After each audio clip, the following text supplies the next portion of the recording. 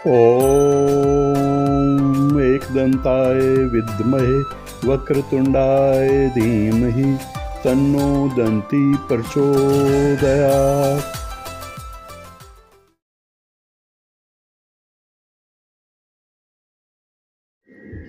सभी को प्रणाम। स्वागत है आज के इस वीडियो में आप सभी का। मेरा नाम है डॉक्टर R.B. धमन और आज हम चर्चा करने जा रहे हैं 16 संस्कारों में से प्रमुख तीसरा संस्कार। दोस्तों, ये तीसरा संस्कार बहुत ही महत्वपूर्ण और प्रमुख संस्कारों में से एक है। इस तीसरे संस्कार का नाम है सीमांतोन्नयन संस्कार और आपको अधिकांश लोग इसको करते ही हैं, सनातन में विश्वास रखने वाले। ये 7वें 8वें महीने में करा जाता है और इसको सीमंत या फिर सीमंतकरण संस्कार भी कहा जाता है। ये संस्कार सनातन धर्म के 16 संस्कारों में से तीसरा संस्कार है जो गर्भावस्था के दौरान किया जाता है। ये मुख्य रूप से गर्भावस्था के 6ठे 8वें महीने के बीच में किया जाता है। 6ठे महीने में भी कर सकते हैं, 8वें महीने में भी कर सकते हैं, जब शिशु के मानसिक और शारीरिक विकास पर ध्यान दिया जाता है ऐसे संस्कार के माध्यम से। इसके लिए शुभ मुहूर्त का चयन किया जाता है और ज्योतिषीय गणनाओं के आधार पर ये निश्चित किया जाता है कि किस दिन सीमांतोन्नयन संस्कार किया जाए। सीमांतोन्नयन संस्कार का मतलब क्या है, अर्थ क्या है इसका? सीमांतोन्नयन शब्द सीमंत यानी बाल, सिर के बाल, और उन्नयन यानी ऊपर उठाना, सिर के बालों को ऊपर उठाना, इससे मिलकर के बना है, इन दो शब्दों से मिलकर के बना है। इस संस्कार में पति अपनी पत्नी के बालों को ऊपर की ओर उठाता है, जो एक प्रतीकात्मक प्रक्रिया है। ये संस्कार वास्तव में गर्भवती महिला को मानसिक बल प्रदान करने के लिए किया जाता है और उसे सकारात्मक विचारों से परिपूर्ण रखने के लिए किया जाता है।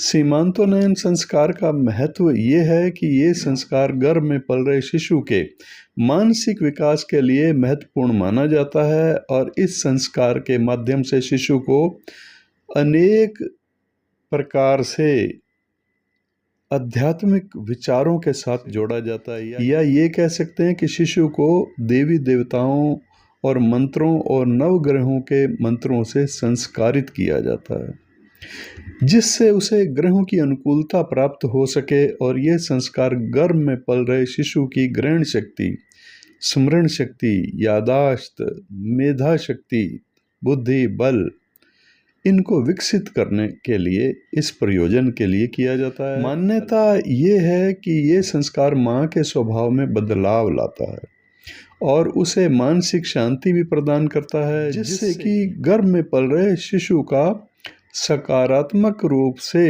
विकास हो सके। ये संस्कार आमतौर पर किसी पुजारी या पंडित की देखरेख में किया जाता है। पति ओम भूर्भुवस्सुः मंत्र का जाप करते हुए गूलर की टहनी या कुशा से पत्नी की मांग निकालता है।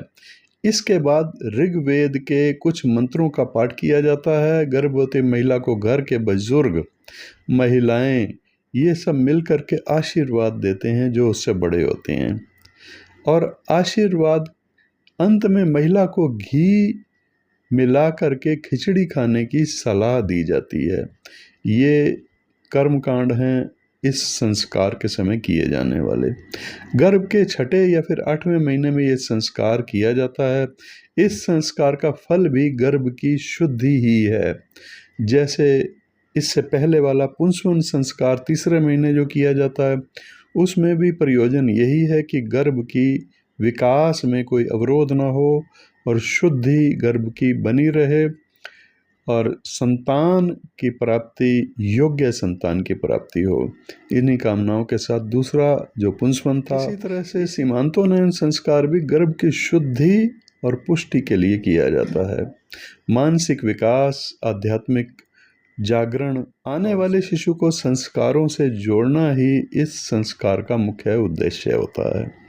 सामान्य रूप से गर्भ में 4 माह के बाद बालक के अंग प्रत्यंग और दिल, हृदय ये सब प्रकट होने लग जाते हैं और चेतना का स्थान हृदय बन जाने के कारण गर्भ में चेतना आ जाती है, इसलिए इसमें इच्छाओं का उदय होने लग जाता है। बालक की ये इच्छाएं माता के हृदय में प्रतिबिंबित होकर के प्रकट होने लग जाती हैं और गर्भ में जब मन तथा बुद्धि में नूतन चेतना शक्ति का उदय होने लगता है, तब इसमें जो संस्कार डाले जाएं उनका बालक पर बहुत गहरा प्रभाव पड़ता है। इस समय गर्भ शिक्षण योग्य होता है। गर्भ में बालक शिक्षण के योग्य होता है। इसका उदाहरण के रूप में समझें तो महाभक्त प्रहलाद को देवर्षि नारद जी का उपदेश और अभिमन्यु को चक्रव्यूह प्रवेश का उपदेश इसी समय में प्राप्त हुआ था। इसलिए माता पिता को चाहिए कि इन दिनों विशेष सावधानी के साथ शास्त्र सम्मत व्यवहार करें। इस संस्कार में यज्ञ से अविशिष्ट घृत यानी घी, सुपाच्य पौष्टिक चरु यानी खीर गर्भवती स्त्री को खिलाए जाते हैं। संस्कार के दिन सुपाच्य पौष्टिक भोजन का विधान है। संस्कार के दिन सुपाच्य पौष्टिक भोजन का विधान करके ये संकेत दिया गया है कि प्रसव पर्यंत यानी जब तक प्रसव हो नहीं जाता तब तक गर्भिणी को सुपाच्य और पौष्टिक भोजन देना चाहिए। इस संस्कार में पति शास्त्र वर्णित गूलर आदि वनस्पति के द्वारा गर्भिणी के सीमांत यानी मांग वाले स्थान को छोटे इन मंत्रों के द्वारा पढ़ते हुए इन मंत्रों को उन बालों को पृथक करणादि क्रियाएं करते हुए मंत्र का उच्चारण करते हैं। मंत्र जिसका उच्चारण करते हैं ये आपको सामने दिखाई दे रहा है। मतलब यह है कि इस मंत्र का अर्थ यह है कि जिस प्रकार वेद माता अदिति को सीमांतोन्नयन संस्कार प्रजापति ने किया था, उसी प्रकार इस गर्भिणी का सीमांतोन्नयन करके इनके पुत्र को जरावस्था यानी वृद्धावस्था तक दीर्घजीवी करने का वचन देता है ये संस्कार। इस संस्कार के अंत में बुजुर्ग लोगों का गर्भिणी को आशीर्वाद प्राप्त करना चाहिए। तो ये है 16 संस्कारों में से तीसरा संस्कार, सीमांतोन्नयन संस्कार।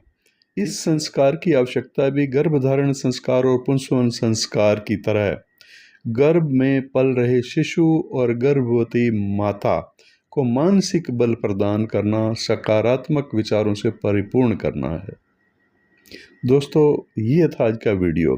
कैसा लगा आपको? 16 संस्कार पर महत्वपूर्ण वीडियो देने का मैं प्रयास कर रहा हूँ और परिचित करा रहा हूँ। आज के समाज में बहुत से बच्चे जो संस्कारों से परिचित नहीं हैं, उनके लिए ये खास उपयोगी हो सकता है। उन बच्चों को अवश्य बड़ों के द्वारा संस्कारों से परिचित कराया जाना चाहिए। नमस्कार।